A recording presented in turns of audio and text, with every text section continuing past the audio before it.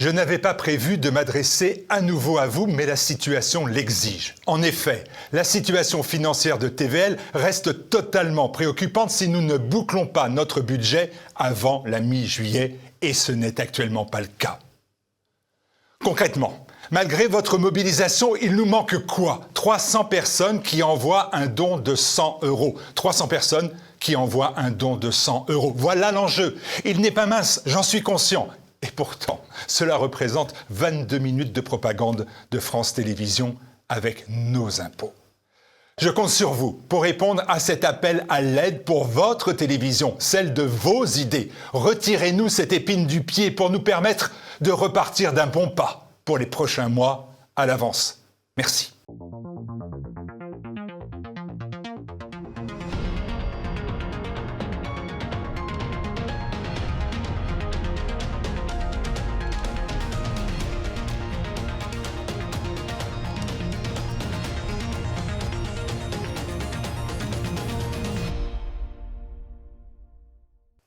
Bonjour à tous, je suis très heureuse de vous retrouver pour ce nouveau numéro du Nouvel Immédiat après le numéro spécial de la semaine dernière. Aujourd'hui, on va parler dans la météo de l'info avec vous, Jean-Yves. Je vous salue d'ailleurs, j'ai failli oublier. Bonjour Jean-Yves. Bonjour Floriane. Avec la météo de l'info que vous allez réaliser, on va sentir un petit parfum d'extrême droite, un peu sulfureux. Ça fait peur. Ça fait peur. Ce sera une météo de l'info qui fait un peu peur, chers téléspectateurs. Pour l'image de la semaine, on s'attardera sur un homme qui s'est invité dans un concours de Miss et qui a réussi à le gagner. Et puis pour le dossier, eh bien, on va parler encore d'extrême droite. Le portrait piquant, quant à lui, réalisé par Claude Cholet pour le gym, sera consacré à Julian Assange. Immédiat, c'est parti. Cette semaine, la météo de l'info n'est pas politiquement correcte. Car la question est la suivante. Et si l'extrême droite avait raison ? 10 jours après la fin des violentes émeutes ethniques, l'extrême droite revient en force dans les médias. Elle est partout. Bien sûr, elle fait peur, sur ordonnance des médias de grand chemin, bien sûr. Mais qu'est-ce qui fait peur en réalité ? Ce qu'elle est, ou ce qu'elle dit, ou encore le réel qu'elle montre. Le réel qu'elle montre sur l'immigration, sur l'éducation, sur l'insécurité, sur le libre-échange. Mais qui a vu juste au cours des 40 dernières années ? Qui a vu juste ? Sinon les maudits et les diabolisés. Ah, horreur ! Et si l'extrême droite avait raison ? Il s'est au moins trouvé une journaliste, Charlotte Dornelas, pour oser poser la question taboue.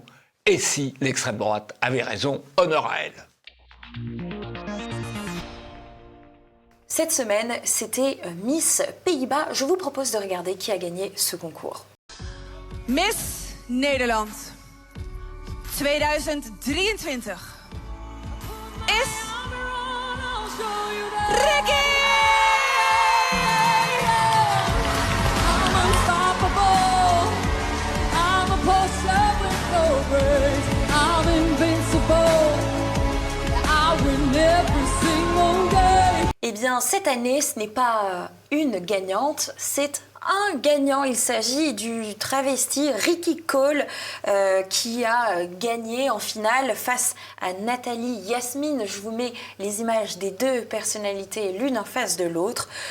Jean-Yves, peut-être un mot sur ce gagnante de concours de Miss Pays-Bas. Alors, les concours de Miss sont attaqués régulièrement parce que ce serait ringard, ce serait une vision passéiste de la femme, etc. Donc, les organisateurs ou les organisatrices ont décidé de ripolliner l'affaire et de dire « mais non, pensez-vous, on est très tendance, on est très en pointe ».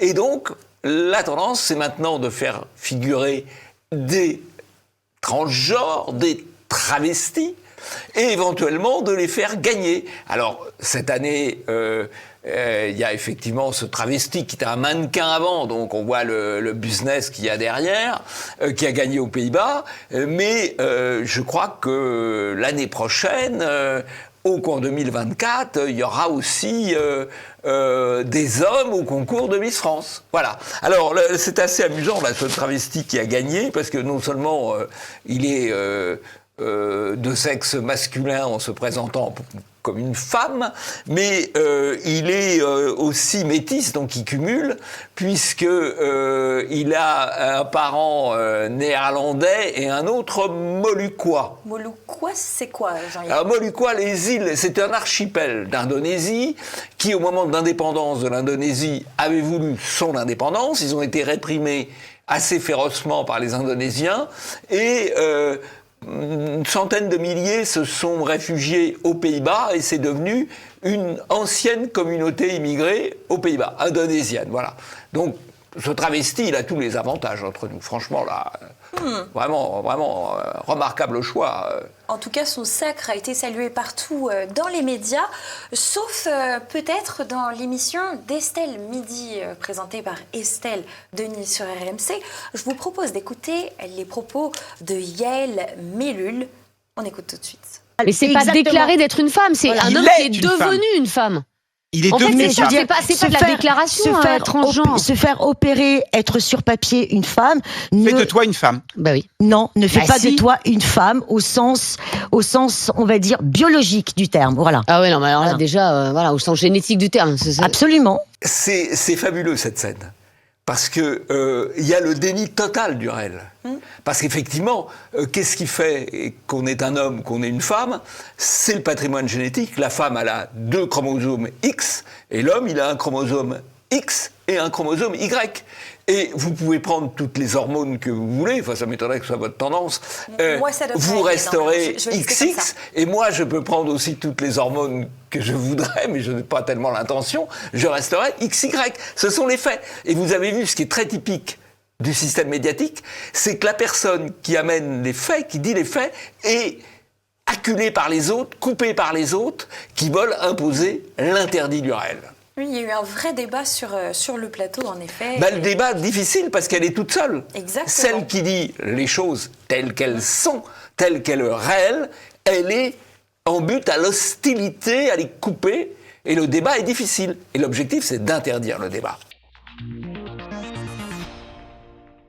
Je vous avais annoncé que pour le dossier du jour, nous allions nous attarder sur l'extrême droite. L'extrême droite qui fascine actuellement les médias, mais aussi toutes les sphères politiques, en passant par Pape Ndiaye, Delphine Ernotte, Thierry Breton. On va commencer, si vous le voulez bien, avec cet article du Monde. Le Monde qui titre donc Djihadisme, ultra-droite et ultra-gauche, l'appel à la vigilance du patron de la DGSI. Donc c'est un article qui parle de la menace terroriste en France, qui commence par s'attarder sur le terrorisme djihadiste, avec des individus qui viennent de l'extérieur, mais aussi certains qui sont sur le sol national. Comment est-ce que cette information a été reprise dans les médias ? Eh bien, je vous le donne dans le mille. On va commencer par le Figaro. Le patron de la DGSI alerte sur la résurgence des actions violentes de l'ultra-droite. France Info. Le patron de la DGSI alerte sur la résurgence des actions violentes de l'ultra-droite. Ouest France, le patron de la DGSI s'inquiète de la résurgence des actions violentes de l'ultra-droite. On a eu des médias qui se sont mis en mode perroquet médiatique. Libération également, dans un récent bilan, Europol souligne que la moitié des projets d'attaque d'extrême droite déjoués dans l'UE en 2022 l'ont été en France. Un risque réel, confirme le patron de la DGSI, qui fait état d'une ultra-droite forte d'environ 2000 individus. Ça fait peur. Rappelons quand même qu'il y avait eu une commission d'enquête sur les violences d'extrême droite qui n'avait pas donné grand-chose, sinon la performance de voir le député MJ Delguerab, qui est lui-même responsable de violences, alors pas d'extrême droite certes, mais c'était des violences à l'aide d'un casque de scooter. Il avait fracassé le crâne d'un de ses petits camarades. Et puis on avait également eu un défilé avec Raphaël Arnaud qui avait répondu à des questions toutes honte bues. lu. Alors l'article du Monde, il est vrai, est certes réservé aux abonnés. Peut-être que les journalistes n'ont pas les accès à l'article du Monde, qui sait. Mais toutefois, les premières questions qu'ils auraient pu lire avant d'être censurés par le paiement imposé de cet article, eh bien les premières questions restent pourtant bien sur le terrorisme djihadiste. Je vous propose de les lire. Le terrorisme djihadiste reste-t-il la principale menace à la sécurité intérieure en France ? Tout risque d'individus présentant des profils plus chevronnés est-il écarté ? Quels sont les moyens techniques et humains pour assurer une prise en charge efficace des sortants de prison ? Comment se passent les retours de Syrie et sont-ils destinés à se poursuivre ? Quels sont les résultats ? Et ensuite seulement viennent les questions, les fameuses questions sur l'ultra-droite, les analyses donc qui ont été reprises absolument partout dans la presse. Jean-Yves, j'ai une question pour vous. Pourquoi est-ce que le djihadisme et l'ultra-gauche ont été vaporisés ? Alors, je crois qu'il y a un double biais dans l'opération. Il y a le biais de la déclaration du directeur de la DGSI, dont on parlera peut-être plus tard, qui parle de trois éléments. Trois sujets. Le djihadisme, l'extrême gauche et l'ultra-droite. Alors il faut regarder le vocabulaire utilisé. Pour l'extrême gauche, il parle de tentation, ce qui est faux, puisque les violences d'extrême gauche, elles sont quotidiennes, elles sont visibles, c'est plus qu'une tentation. Pour l'ultra-droite ou l'extrême droite, il parle de résurgence. Alors on ne sait pas très bien résurgence depuis quand, on ne sait pas d'ailleurs sur quel fait il s'appuie, parce que il n'y a pas de violence ni de terrorisme de l'extrême droite, à part le démantèlement de propos de bistrots, de types qui se réunissent dans des bistrots pour faire des projets qui n'aboutissent pas. Avec des projets d'attaque d'extrême droite. Donc, mais il fait, si vous voulez, il fait la fausse fenêtre quand même. L'ultra-droite, l'extrême droite est là pour venir compenser, compléter, c'est la fausse fenêtre. Et ça, c'est le premier biais. Et le deuxième biais, c'est que l'AFP retient l'ultra-droite, fait sa dépêche sur l'ultra-droite, et tous les médias s'engouffrent, répètent, recopient la dépêche de l'AFP. Je vais vous dire une chose. À l'AFP, il faut des journalistes pour sélectionner ce qui est politiquement correct, ce qu'on met en avant, ce qu'on minore, ce qu'on déforme. Mais dans les principaux médias, et notamment sur les sites en ligne des principaux médias, ils pourraient confier ça à une intelligence artificielle. Il suffit de recopier l'AFP. Pourquoi le Figaro paye-t-il des journalistes dans son service numérique pour recopier l'AFP ? Franchement, moi je leur propose des économies. Les autres, pareil. Donc, vous voyez, double biais. Le biais du DGSI et le biais de l'AFP reprise par les médias. Alors, justement, Jean-Yves, si on s'arrête quelques petites secondes sur le profil de ce directeur de la DGSI, Nicolas Lerner, est-ce que vous pouvez nous en dire un peu plus ? Comment est-ce qu'on arrive à ce poste ? Quand Alors, il est arrivé à ce poste à 40 ans, ce qui est tout à fait exceptionnel pour un grand poste policier, ou plutôt politico-policier. Donc quand on arrive, vous savez, dans une carrière, quand on arrive très tôt, très jeune, c'est qu'on a de puissantes minorités qui vous soutiennent. Alors je ne sais pas, moi je n'ai pas étudié particulièrement le profil de M. Lerner, mais il a certainement été soutenu par de puissantes minorités. Il faut dire déjà, il a commencé dans la promo de l'ENA de Macron, ça c'est pas mal, c'est utile. Ça c'est pas mal. Et ensuite, il a tout de suite eu de bons états de service, voyez-vous. Il a été directeur de cabinet adjoint du préfet de police de 2012 à 2014. Donc, la date est importante. Répression de la manif pour tous. Parce que c'est dans la réalité, dans le poste de commandement de la salle de maintien de l'ordre à la préfecture de police, il y a le directeur de cabinet, un préfet, ou le directeur adjoint de cabinet, un sous-préfet. Il a commencé comme ça, répression de la manif pour tous. Ensuite, il est envoyé à Béziers, sous-préfet de Béziers, au moment où Ménard est élu. Et il met des bâtons dans les roues de Ménard. Il fait la guerre à Ménard à propos de la crèche municipale, vous voyez ? Belle carrière. Ensuite, il est directeur général de la Sûreté en Corse. Beau poste là encore. Beau poste où on apprend quand même à Voilà, voilà, c'est ce que je veux dire. Passer entre les gouttes. Bon. Et ensuite, il est directeur de cabinet adjoint de Castaner. Vous voyez, et de là, paf, il devient directeur général de la sécurité intérieure, qui est en fait un service un peu particulier, parce qu'il mêle l'interne et l'externe, et il utilise des méthodes de service, pas seulement de la police ouverte comme pouvaient le faire les renseignements généraux. Donc c'est un peu la police politique à la française. Et donc la police politique à la française, eh bien évidemment, elle oriente, elle manipule, elle ne se contente pas de réprimer ce qui présente de vrais dangers. Elle peut aussi se lancer dans des opérations de manipulation. Voilà. Alors vous avez ciblé tout à l'heure Le Figaro, Jean-Yves, mais il faut quand même préciser que Le Figaro avait publié il y a une grosse semaine un entretien, non pas avec le directeur de la DGSI, mais avec le directeur de la DGSE, l'ex-directeur d'ailleurs. C'était un entretien réalisé par Eugénie Bastier avec Pierre Brochant, qui lui met les pieds dans le plat en disant « Si nous en sommes là, c'est à cause d'une immigration de peuplement massive ». Donc, quand il y a des vrais journalistes qui travaillent, la donne change quand même au Figaro. D'ailleurs, ce qui est intéressant, c'est pourquoi aussi, et ça c'est une autre partie de l'explication, Jean-Yves, pourquoi est-ce qu'on présente les choses de cette façon ? Eh bien, tout simplement, si on se met dans la tête de Delphine Ernotte, par exemple, qui est la patronne de France Télévisions, la présidente même, eh bien, elle a déclaré lors d'une audition à l'Assemblée nationale, c'était le 5 juillet dernier, on représente la France telle qu'on voudrait qu'elle soit. Et donc là, cette phrase est fabuleux. extraordinaire. D'abord, qui est le on ? Oui, qui est le on ? Qui est le on ? Bon, on est un con, hein, à chaque fois. Oui, mais là, il est puissant, le on. Oui, il est très puissant. Oui. Et je vous propose d'écouter les propos d'Arthur de Vatrigan qui commentait donc ce propos de Delphine Ernotte.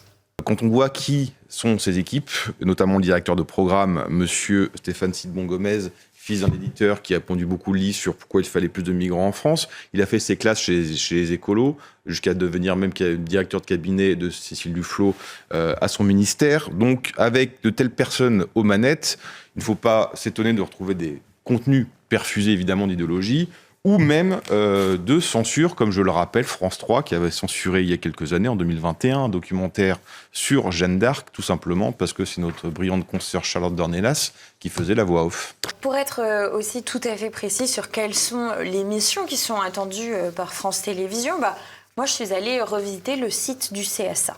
Le site du CSA nous indique que la responsabilité sociétale de l'audiovisuel, c'est de représenter la diversité de la société française, mais aussi de respecter la déontologie dans les programmes et le pluralisme de l'expression, des courants d'opinion et de l'honnêteté de l'information. Alors, Jean-Yves, peut-être que vous avez un commentaire à faire sur le CSA. Alors, je crois surtout que quand on appelle responsabilité sociétale de l'entreprise, de l'audiovisuel, responsabilité sociétale, en français, c'est propagande.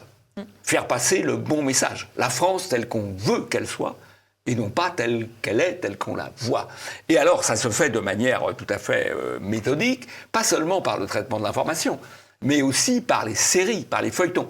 Vous avez en ce moment, tous les soirs, à 20h45, sur France 2, donc grande heure d'écoute, un feuilleton qui s'appelle Un si beau soleil, qui est assez beau, avec des personnages plutôt sympathiques, etc., mais où on fait passer en permanence la diversité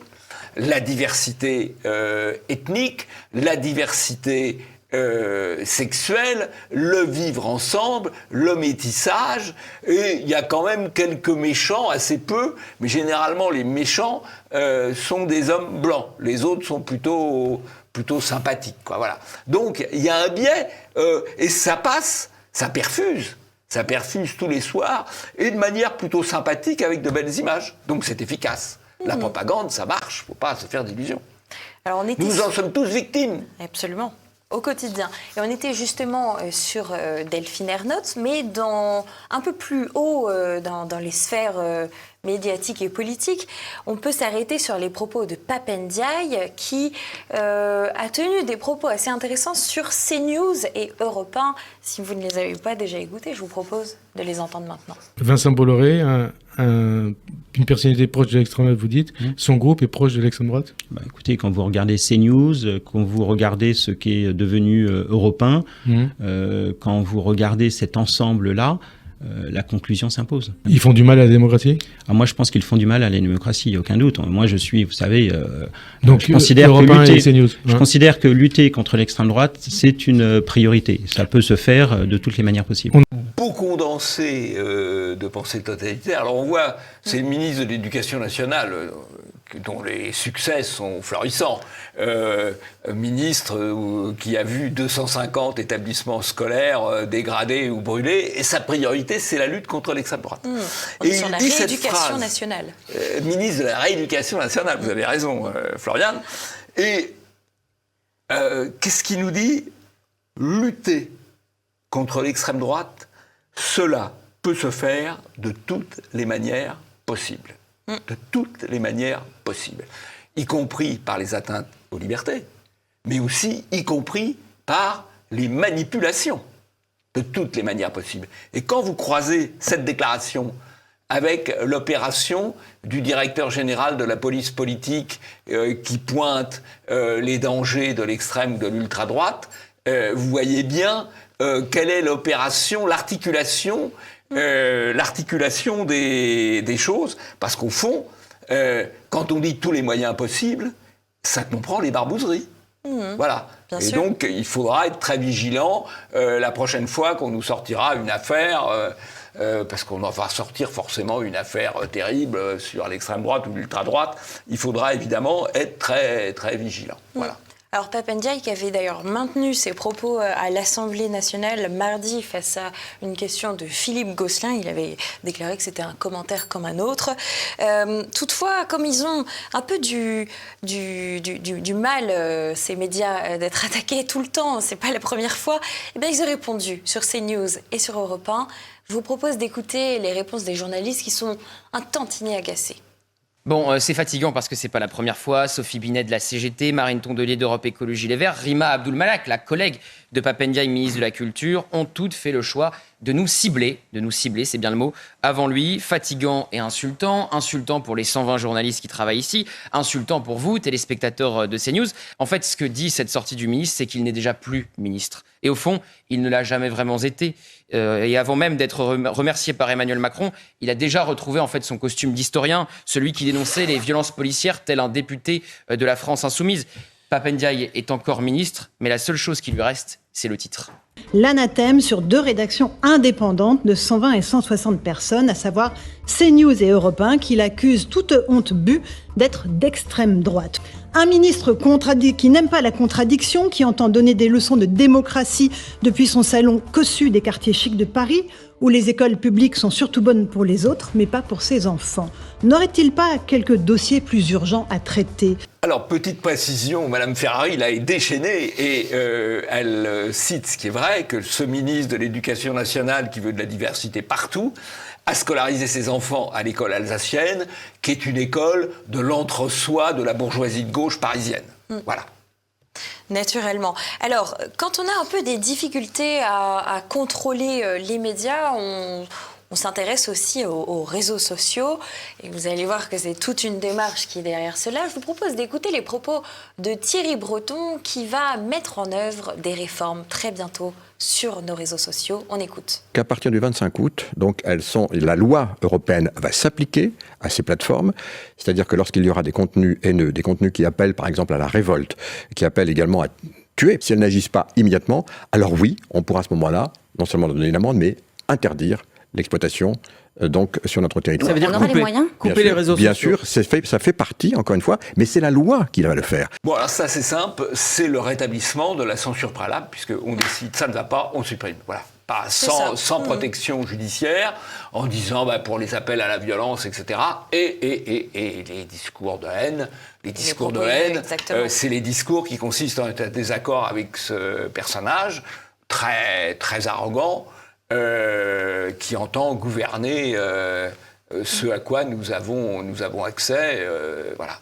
Et par parenthèse, c'est quand même par les réseaux sociaux qu'on voit une partie de la réalité. C'est cette réalité qui leur déplaît, qu'ils veulent occulter avec le prétexte d'éviter l'appel à l'émeute. C'est évidemment un prétexte. Voilà. Bien sûr. D'ailleurs, c'est grâce aux réseaux sociaux et là aussi, ce qui est visé, c'est l'expression des opinions dissidentes.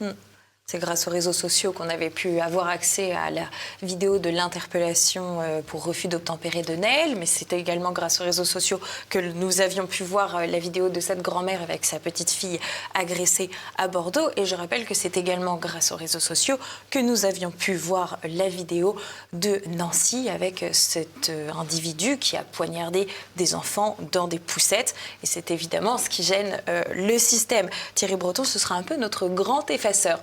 On reste sur l'extrême droite, toujours Jean-Yves, parce qu'on est dans le dossier qui lui est consacré. Et une affaire qui n'a pas forcément de rapport, a priori, à première vue, c'est l'affaire du petit Émile. Et pourtant, je vous propose d'écouter la question proprement scandaleuse d'une journaliste. Le passé de militant d'extrême droite des parents, est-ce qu'il est étudié? Est-ce que vous travaillez? Toutes les hypothèses, tous les cadres ont été étudiés. Le passé militant d'extrême droite des parents du petit Émile. On ne voit pas bien le rapport avec le sujet. On comprend que le parquet s'intéresse à l'environnement familial, oui, parce que ça fait partie malheureusement des hypothèses qui peuvent expliquer la disparition du petit Émile. Mais le fait que le père ait été un militant du bastion social n'a rigoureusement rien à voir avec cette affaire, avec l'enlèvement, quoi. Voilà. Mais on voit bien la volonté de ficher. Voilà. Eh bien, je vous propose... je vous pose une question, Floriane. Dites-moi tout. Est-ce que vous savez quel est, en dehors des attentats islamistes, quel est l'auteur de l'attentat le plus important en France, de la meurtre en série le plus important en France depuis 20 ans?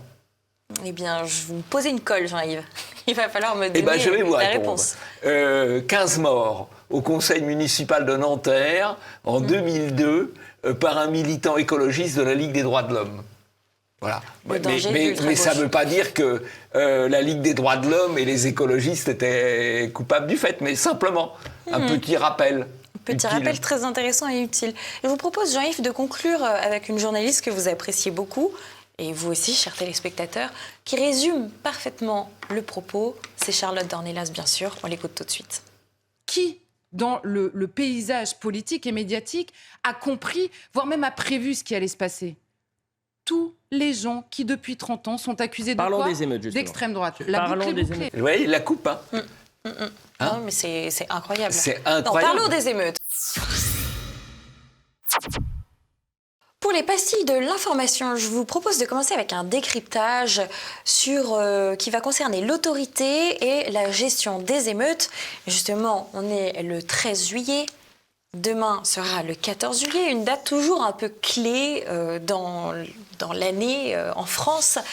Et pour le 14 juillet, eh bien, il y a déjà une note du renseignement territorial qui est tombée et qui indique qu'il faut s'attendre à des violences dès ce soir, qui vont durer d'ailleurs jusqu'au moins au 15 août. Nous indiquons, il y a des villes qui avaient déjà... 15 juillet Jusqu'au 15 juillet, on s'attend déjà à 3 jours d'émeutes autour de la fête nationale française.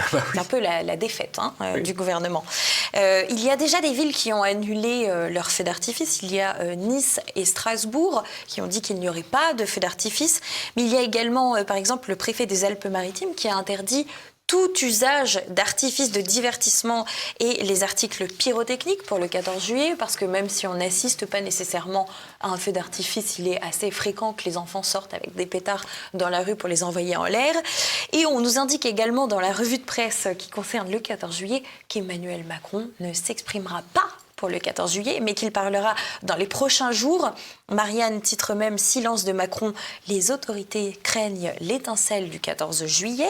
Elisabeth Borne, nous dit-on, promet même des moyens massifs pour protéger les Français, dans le sous-titre de cet article. Le Point, le traditionnel discours du président n'aura pas lieu. Il sera dans quelques jours et il fera le bilan des 100 jours d'apaisement. On est sur 100 jours... On est très apaisé. Là, c'est la défaite des 100 jours, lui qui s'inspirait pour pourtant de Napoléon, le pauvre. Mais Napoléon, ça lui a pas réussi. Ça lui a pas réussi non plus. À la fin, et puis c'était les Anglais. On se souvient de l'histoire. Et c'était les Anglais comme au Stade de France. Comme au Stade de France. Oui. Comme quoi on peut faire des comme liens Kevin. toujours dans l'histoire. C'est ça qui est chouette. Donc effectivement, si on s'attarde un petit peu sur l'article de Marianne pour en savoir plus, Elisabeth Borne avait promis des moyens massifs pour protéger les Français des potentielles émeutes nocturnes. Donc s'il y a des moyens massifs, c'est sans doute que ce n'est pas si potentiel que ça. Et que donc entre méfiance, avertissement, le climat n'est définitivement pas à la fête en France. Pour continuer cette revue de presse, on a Nice Matin qui nous indique que 130 000 policiers et gendarmes seront mobilisés, qu'il n'y aura plus de bus ni de tram dès 22h en région parisienne, qu'à Lyon, un dispositif exceptionnel de police avec le raid, la BRI et les blindés et les CRS 8 seront déployés dans la métropole de Lyon, des nuits sous haute sécurité pour Ouest France et le Figaro qui titre sur la quantité de gendarmes et de policiers qui sera déployés, 130 000 quand même. Alors ça là, correspond à quoi, ça c'est formidable, tous ces journalistes, ils reproduisent la dépêche de l'AFP, qui a choisi, qui elle-même reproduit le chiffre du gouvernement, 130 000, policiers et gendarmes mobilisés. C'est un chiffre, sinon bidon, du moins bidonné. D'abord, 130 000, c'est à peu près les 2 tiers des effectifs de policiers et de gendarmes. Il y a des gens en repos et puis ils ne travaillent pas H24 quand même. Hein. Ouais. Bon, quel que soit leur mérite, ils ne travaillent pas H24. Alors, qu'est-ce que ça veut dire ? En fait, ce n'est pas 130 000, c'est 40 000, 45 000 par jour déjà. Donc, il y a un bidonnage. Il y a un bidonnage. C'est l'effet d'annonce. Un effet d'annonce du gouvernement reproduit par tous ces paresseux de salles de rédaction incapables de faire une simple analyse de chiffres. Voilà. Et c'est aussi pour éviter de dire que ça durera sans doute 3 jours. Selon Peut-être les pour notes éviter de dire que ça durera 3 jours. Enfin, on est dans la... Là aussi, c'est à mi-chemin entre la paresse, moins on en fait, mieux on se porte dans les salles de rédaction, et puis la responsabilité sociétale. Attention. Attention, il faut faire attention. Là, on passe le bon message, le gouvernement demande de passer un bon message, on passe le bon message. Absolument. Alors, chers téléspectateurs, je vous propose de regarder des propos de Gérald Darmanin dans 2 lieux différents et vous allez voir, il y a un comparatif que l'on va pouvoir faire. On écoute tout de suite. Ceux qui ont défilé au son de « Tout le monde déteste la police », sans s'écarter, sans faire un tweet, sans regretter, ne déshonorent pas la police nationale, mais déshonorent leur mandat et la vie de femmes et d'hommes politiques. Alors, Madame la députée, plutôt que de donner publicité à des extrémistes qui crachent sur la tombe des policiers morts, je voudrais ici, depuis 3 ans, vous lire, et j'espère vous faire applaudir, dans l'ensemble de cet hémicycle, tous les policiers morts en service et qui laissent des veufs, des orphelins. Je constate avec vous, si vous me le permettez, que je suis à la tête d'un ministère où, à part les commissaires de police, ce que nous recrutons, c'est souvent des enfants, pour reprendre notre mot, de 18, de 19, de 20 ans, qui n'ont pas fait de très grandes études et qui choisissent le service de la nation par la police et la gendarmerie. Je ne suis pas à la tête du ministère de la Justice, où les gens passent des concours à Bac+4, Bac+5, ou à l'éducation nationale, où les gens sont très mal payés, par ailleurs, comme les policiers, mais enfin, ils ont un capital social très important. La première vidéo de Gérald Darmanin est plus récente que la seconde. Dans la première, il est à l'Assemblée nationale et il réagit à la présence de députés dans une manifestation dans laquelle on a pu entendre le slogan « Tout le monde déteste la police ». Il y avait d'ailleurs eu un petit mot d'Aurore Berger qui rappelle quels étaient les députés qui étaient présents. On va les citer pour vous, chers téléspectateurs. Mathilde Panot, Éric Coquerel, Louis Boyard, Sandrine Rousseau, Rachel Keke, Carlos Martens Bilongo, Daniel Simonet, Thomas Porte, Jérôme Lagrave et Antoine Lomont, qui ne se sont d'ailleurs pas levés suite aux propos de Darmanin. Ils sont restés bien sagement sur leur siège pendant que Darmanin énumérer les noms des policiers morts en service. Et la deuxième vidéo est intéressante, mais un peu plus ancienne, comme je le disais, elle se passe au Sénat. Et là, Jean-Yves, je pense que vous avez un commentaire à faire sur la différenciation de temps et de lieu. Alors, regardez bien ces 2 vidéos. À l'Assemblée nationale, on est dans l'hommage aux policiers, le léchage, on va dire. Bon. Parce que ce qui passe à l'Assemblée nationale, en séance publique, ça va passer sur les grandes chaînes d'information, ça va passer dans les grands journaux. Donc là, il s'adresse au grand public et au public policier. Et puis au Sénat, là, on est dans la séquence lâchage. Pourquoi ? Parce que c'est une commission d'enquête sur la mort de Naël, et c'est filmé, mais c'est filmé sur Public Sénat, donc c'est vu par un petit public, un petit cénacle éclairé. Et là, devant le petit cénacle éclairé, on peut piétiner les policiers et les gendarmes en les traitant d'imbéciles. Les traitent de crétins, voilà, quoi, en les traitant globalement. de crétins. Voilà. Vous voyez la différence, le cynisme dans la communication, suivant l'endroit où on parle, suivant à qui on s'adresse, deux propos radicalement différents, mais toujours dans la darbarinade. Alors si on revient sur ce propos de tout le monde déteste la police, eh bien je vous propose, chers téléspectateurs, comme souvent, d'aller observer un peu ce qui se passe aux États-Unis. Aux États-Unis, dans certaines villes, on a décidé de dissoudre la police, ou du moins de réduire ses moyens. Il y a eu cette expérience qui a été menée à Minneapolis, par exemple, ainsi qu'à Portland, mais également à Seattle. Que s'est-il passé ? Donc, c'était dans le contexte de la mort de George Floyd. On a décidé à Minneapolis de supprimer le budget des forces de l'ordre pour le réaffecter à d'autres services municipaux. Que s'est-il passé ? 250% d'augmentation des personnes blessées par balle. Puis les viols en augmentation de 22%, les vols en augmentation de 59%. À Seattle, par exemple, ils avaient créé, eux, une zone autonome sans police dans un quartier qui a été contrôlé par des activistes du mouvement Black Lives Matter. L'expérience a duré 23 jours, pas plus. 4 fusillades, dont 2 fusillades mortelles, et les commerçants qui ont été contraints de payer des services de sécurité privés pour ne pas être pillés, donc payer pour ne pas être pillés. En tout cas, c'est un bilan très intéressant sur ce qui peut se passer s'il n'y a pas de policiers. Absolument. Là, c'est le bon côté des États-Unis. Il y a un mauvais côté des États-Unis, mais un bon côté, c'est des expériences et des statistiques. Et des statistiques surtout. Parce qu'aux États-Unis, au moins, on a des statistiques sur beaucoup de choses, y compris des statistiques d'ailleurs ethniques, qu'on n'a pas en France, par exemple. On reste un petit peu sur la police, mais de l'autre côté émeutier, suite à l'affaire Naël, figurez-vous qu'un monument aux morts à Gentioux, dans la Creuse, a été dégradé. On a écrit Naël, Adama, Zayed et Bouna, et des petits points sur le côté où il y a les noms de nos morts tombés pour la France. De l'autre côté a été inscrit ACAB, qui se dit ACAB, et qui signifie All Cops are Bastards. Cela, donc, pour vous traduire en français, signifie tous les policiers sont des enfoirés, en gros. C'est ça, pareil, que ça aille jusque dans la Creuse, c'est significatif quand même, Jean-Yves. Ce qui est très significatif, c'est que ça aille dans la Creuse, un petit village qui est touché par ces phénomènes. Ce qui prouve que les gens qui manifestent contre l'implantation de foyers de migrants dans leur bourg et leur village ont bien raison. Bon. Ça, c'est la première remarque. La deuxième remarque, elle est statistique, si je puis dire. Il cite 4 noms. 4 noms en 17 ans. 4 noms en 17 ans.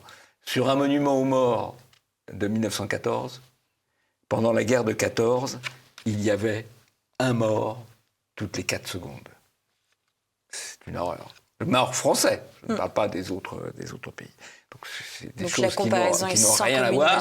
Mais ça s'inscrit dans une opération de grand effacement et de grand remplacement mémoriel. On est en train d'héroïser ces 4 personnages qui relèvent quand même de la racaillerie. C'est l'héroïsation de la racaille, voilà, et le grand effacement mémoriel. Il y a eu un nouveau martyr de la République dont on a assez peu parlé. Il s'agit de Philippe, 72 ans. Et BFM TV a choisi d'en parler d'une façon intéressante, puisqu'il montre une illustration de la maison de ce Philippe, qui était un fleuriste et qui a été tabassé à mort. Il était sorti en bas de chez lui parce que des jeunes faisaient trop de bruit et il a en réponse été tabassé. Son coma a duré quelques jours et il a fini par décéder. Ce qui est intéressant, c'est qu'il y a donc BFM qui a donc présenté cette maison pendant que d'autres médias, eux, avaient accès à la photo de cet homme, de ce Philippe. C'est peut-être significatif BFM déjà. et RMC, alors c'est intéressant. Et RMC également. Parce que du point de vue médiatique et émotionnel, la photo de Philippe est plus forte que la photo de la maison. Donc, si on met la photo, si on choisit de mettre la photo de la maison, c'est parce qu'on veut diminuer l'émotion. Et pourquoi on veut diminuer l'émotion ? Parce que c'est ce qu'ils ont appris dans les écoles de journalisme. Il faut être responsable, sociétalement responsable, et penser aux conséquences de son article, de son illustration. Si on met la photo de Philippe, on va voir que c'est une victime française, que c'est la victime d'un francocide. On va s'identifier à Philippe, et ça, c'est pas bon. Donc, on met la maison. Bah, la maison, c'est plus froid. Voilà. Et donc, c'est un choix d'illustration qui est un choix idéologique. Mais c'est ce qu'ils apprennent dans les écoles de journalisme. Bien sûr. Être responsable. Alors William Goldnadel a quand même réagi sur le plateau de CNews. Il nous explique que si on n'entend pas parler de Philippe, fleuriste de 72 ans, battu à mort, et, je cite, « Eh bien, parce que l'un s'appelle Philippe et que celui qui l'a tué ne s'appelle pas Kevin ». Et donc là, il revient bien sûr sur les propos de Darmanin qui disait qu'il y avait des Matteo et des Kevin qui ont cassé lors des nuits d'émeute. Finalement, en fait, Jean-Yves, on a le choix, comme d'habitude, entre le silence sur les faits ou alors, dès lors qu'ils ressortent et qu'ils sont mis en avant, eh bien, l'accusation de récupération systématique. Les personnes qui ont été interpellées par la police suite à ces faits de tabassage en règle et jusqu'à la mort sont âgées de 18, 17 et 14 ans. Ils avaient été placés en garde à vue et l'un d'eux en détention provisoire. Si on n'a pas leur nom et leur prénom, c'est sans doute qu'ils viennent du Jeunistan. Revenons cette semaine encore sur le JDD, car figurez-vous que l'on apprend que pour la 3e fois de suite, ce dimanche, le JDD ne paraîtra pas. Ça, c'est la Charente Libre qui nous l'indique. C'est une véritable guerre d'usure au JDD, toujours pour empêcher donc la parution du journal, mais aussi surtout la nomination à sa tête du journaliste Geoffroy Lejeune. On rappelle que la précédente grève en 2016 n'avait duré qu'une semaine, donc ça n'avait concerné qu'un seul dimanche où le JDD avait manqué à tous les Français, on n'en doute pas. Nice Matin également dit toujours en grève, titre cela, toujours en grève, la rédaction du JDD en appelle à Emmanuel Macron, carrément. C'est une affaire d'État, le JDD. Ça prouve leur grande neutralité. Hein. Absolument. Voilà. D'ailleurs, avec une photo de la rédaction... Au secours, l'extrême centre. Au secours, l'extrême centre. Et la photo de la rédaction est assez intéressante, hein, parce que globalement, on ne voit que des personnes blanches, hein, si je ne m'abuse. Ils ne sont pas issus de la diversité. Donc, il n'y a pas tellement de diversité non plus dans le JDD. Il n'y a pas non plus de diversité idéologique. Hein. Voilà. Les deux vont ensemble. Ouais. Je vous propose une petite vidéo qui décoiffe. C'était lors d'un concert des Chaka Ponk. On regarde les images tout de suite.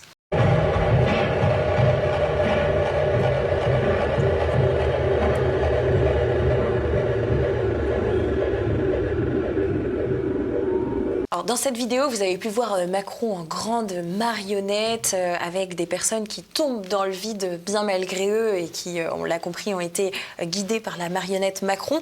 Les Chaka Ponk, Jean-Yves, pour situer à tous les téléspectateurs, c'est un groupe de rock, c'est assez mainstream en fait. C'est intéressant. Alors, quand même. Si même le mainstream devient anti-Macron, où va-t-on ? Où va-t-on ? Où va-t-on ? Dans le vide, sans doute. Dans le vide. Il y a des paroles qui sont parfois inquiétantes et je vous propose d'écouter les propos de Geoffroy de Laganerie qui appelle en somme à la censure. Moi, je suis contre le paradigme du débat, contre le paradigme de la discussion. Je pense que nous perdons notre temps lorsque nous allons dans des chaînes d'infos à débattre avec des gens qui sont de toute façon inconvaincables et que, en fait, nous ratifions la possibilité qu'ils fassent partie de l'espace du débat. Pour compléter cet extrait, il faut que je vous lise la suite des propos. Vous savez, je ne peux pas mettre des vidéos trop longues, surtout quand il s'agit de France Inter. Mais il disait que la censure dans l'espace public pour que les idées justes prennent le pouvoir sur les idées injustes. Donc ce type a tout dit. C'est un sociologue, ce Geoffroy de la Gannerie. C'est un narcisse totalitaire. C'est un condensé de pensée totalitaire. Et c'est la négation de la pensée européenne. Parce que la pensée européenne, elle dit que ce qui est vrai peut être dit vrai si c'est confronté à un autre point de vue. C'est-à-dire qu'il ne peut y avoir d'accès à la réalité, à la vérité, que par le débat. Et lui refuse le débat en disant non, il n'y a pas de débat, il y a des idées justes, les miennes. Moi, Narcisse, j'ai des idées justes, et des idées injustes, celles des autres, que j'interdis. Et il exprime ça tranquillement, cette volonté de censure sur le service public, sur France Inter. Voilà. Et lui, il se fait sa notoriété de petit Narcisse en poussant toujours plus loin la dérive totalitaire des idées dominantes. Absolument. C'est la pointe avancée de l'extrême centre. Il avait déjà tenu des propos particulièrement violents anti-famille. C'est un personnage à suivre et qu'on ne manquera pas de suivre sur Immédiat.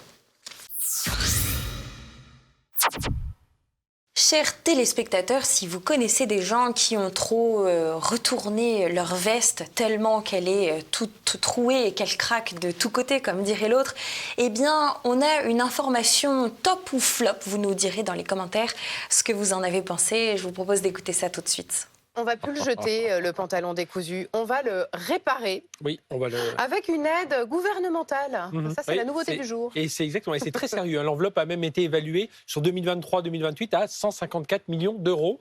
Donc, c'est la ministre de l'écologie qui l'a annoncé, la ministre d'État chargée de l'écologie, Bérangère Couillard. Alors, dès le mois d'octobre, nous serons incités, nous tous, à aller voir des couturiers, des couturières, des cordonniers. Les aides c'est quand même pas mal, c'est de 6 à 25 euros. Et voilà, chers téléspectateurs, c'est déjà la fin de cette émission. Toujours pas de coup de chapeau, mais on finissait sur quelque chose d'intéressant quand même. Si vous avez des problèmes vestimentaires et non pas de budget, comme c'est le cas en ce moment pour les Français, on se retrouve la semaine prochaine, bien sûr. Mais Jean-Yves, avant de dire au revoir à nos téléspectateurs, on leur rappelle le portrait piquant. Restez pour le portrait piquant. Exceptionnellement, le portrait piquant aujourd'hui, c'est celui d'un héros. C'est celui d'Assange, de Julian Assange. C'est un vrai réfugié politique. Et vous savez pourquoi c'est un vrai réfugié politique ? Parce qu'il n'a pas le statut de réfugié politique. Il est en prison en Angleterre en attendant de finir sa vie dans les geôles américaines. C'est un vrai réfugié politique. Ce devrait être un vrai réfugié politique, mais lui, il n'a pas le statut. Alors regardez bien ce portrait piquant pour vous aussi pouvoir le partager éventuellement, ainsi que cette vidéo. N'oubliez pas également, pour nous soutenir, c'est très important, ça n'a l'air de rien comme ça, mais cliquez sur le pouce en l'air s'il vous plaît et laissez-nous un commentaire. On les lit, on vous dit à la semaine prochaine. Bon portrait piquant. Nous dressons le portrait d'un combattant de la liberté, celui de Julian Assange. Ancien informaticien et hacker, fondateur de la plateforme Wikileaks, Julian Assange a mis en lumière les dessous de la guerre d'Irak. Ces documents ont permis de chiffrer à plus de 100 000 le nombre de morts irakiens causés directement par le conflit de 2004 à 2009, dont 60% de civils. Julian Paul Hawkins, son vrai nom, alias Julian Assange, né en Australie en 1971. Ses parents sont séparés et il est élevé par son beau-père. Il étudie la programmation et les mathématiques, mais ne complète aucun de ces deux cursus. Avec deux amis, il pirate, par jeu, le Pentagone et le département de la défense américain. Jugé en 1996, il est condamné à une simple amende, car il n'a pas démontré d'intention malveillante. C'est en 2006 qu'il fonde la plateforme Wikileaks, qui s'illustre en 2010 en faisant fuiter des câbles diplomatiques confidentiels américains, puis publie en 2011 plus de 250 000 documents sur le conflit en Irak. À l'été 2015, la plateforme démontre que la NSA a directement espionné les présidents Chirac, Sarkozy et Hollande. Au même moment, il demande l'asile à la France, demande rejetée par François Hollande. En août 2010, soit un mois seulement après la fuite des documents, il est accusé de viol par 2 femmes suédoises. Il est blanchi en 2017. Mais trop tard, car en liberté conditionnelle entre-temps, il s'est réfugié le 19 février 2012 dans l'ambassade londonienne de l'Équateur.